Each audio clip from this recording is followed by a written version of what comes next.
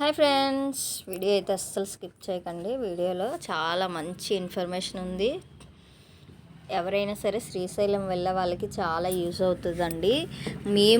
మాకు తెలియక చాలా కూడా చూడకుండా వచ్చేసామండి.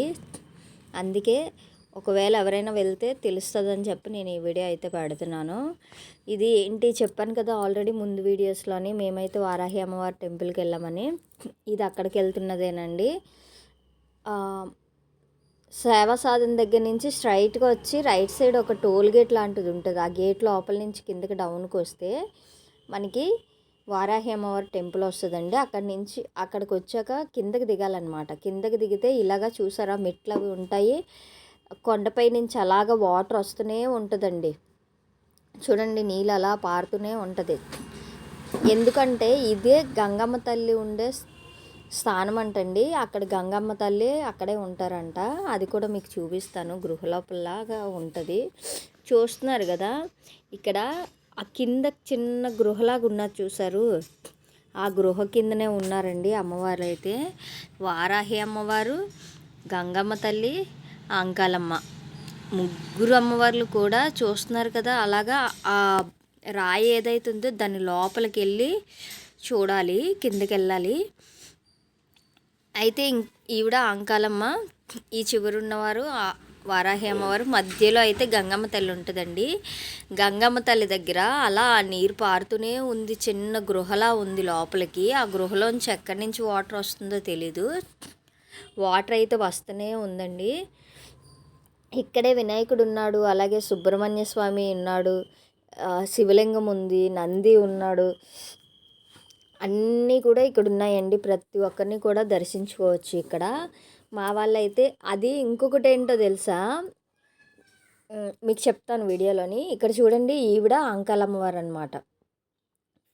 మనకి రైట్ సైడ్లో ఫస్ట్ ఉంటారు. ఈవిడ గంగమ్మ తల్లి.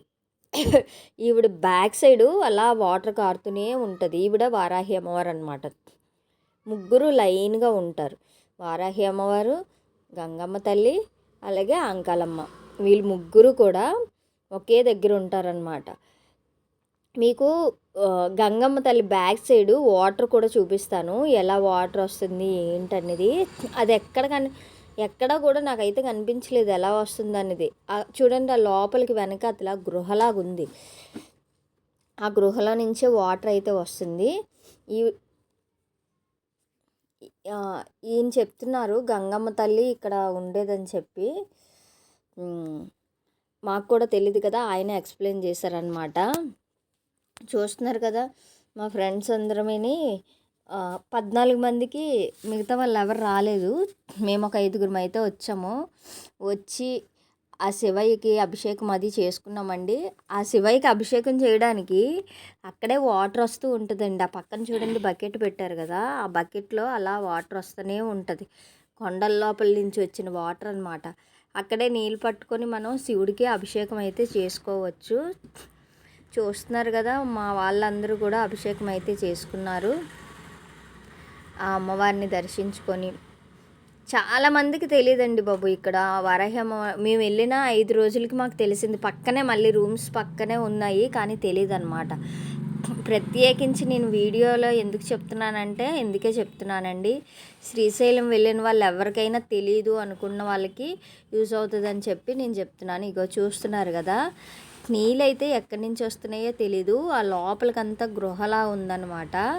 ఆ గృహలోంచి వాటర్ వస్తుంది. నేను అది ఎక్కడి నుంచి వస్తుంది ఏంటనేసి మా వాళ్ళతో అంటుంటే అప్పుడు ఆయన చెప్పారనమాట, అమ్మ ఇది గంగమ్మ తల్లి స్థానం అనమాట, ఆవిడ ఇక్కడే ఉంటారు అని చెప్పారు. మేము వారాహి అమ్మవారిని ఉన్నారు చూద్దామని వెళ్తే, ఇక్కడైతే గంగమ్మ తల్లి